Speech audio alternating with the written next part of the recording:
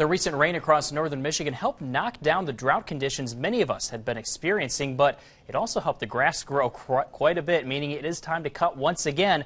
But that's one thing you're not going to be doing for much longer. Tom is back with Justin from Morgan Composting talking about fall lawn care.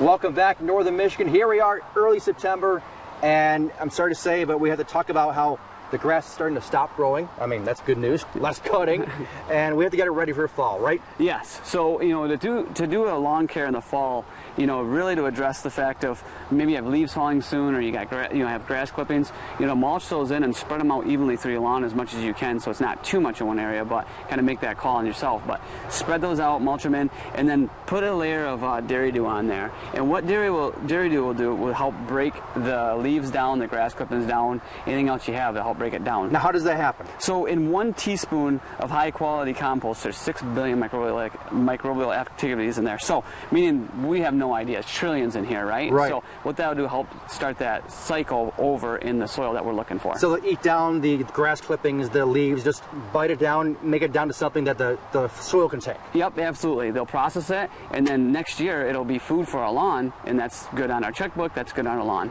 Yeah, long-term, great news right there. Yep, so then we want to look at reseeding. So once you do, the Dairy Dew, you can put a nice cover of grass seed over top, and it'll help fill in them holes. You'll have the fall rains come in, right, and then go ahead and put it all down together, and it'll help really start filling in those holes. Maybe we had some crabgrass problems, right, or you have some fussy areas. All right, now getting it down, we have a big unit here. What can we do? Yep, so this is like a wheelbarrow with a spreader on it. It drives itself. It's a nice unit. Yep. Maybe talk to your landscapers. You may be able to pay those guys to do it, or you can use a wheelbarrow, back of a truck, whatever you can spread this. It's a little funny about trying to spread it. Yeah, because it's a lot of chunks and pieces here. It's not like typical fertilizer. You see the small stuff. We don't want that stuff anyway. Right.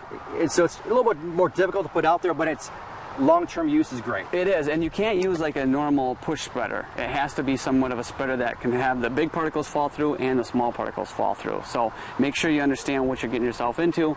But as far as a really good for our soil, and it goes back to what we've talked about all year, is building organic matter in our soil, helping hold that moisture. Because if we get a year that we don't have much rain, this will help hold it. These are like millions of sponges that's going to help hold that. The nutrient, the soil, the water, etc. And especially like a year like we've had this year. I mean, so dry for so long. We need to keep our lawn looking good. Best way to do it, keep it nice and moist. That's right. All right, perfect. And soon enough, though, we have to talk about closing down the garden. It's about that time. We're still getting some stuff, though, so we'll close it down to some degree, right? That's right, yeah. There we go. So we'll talk about that coming up next week.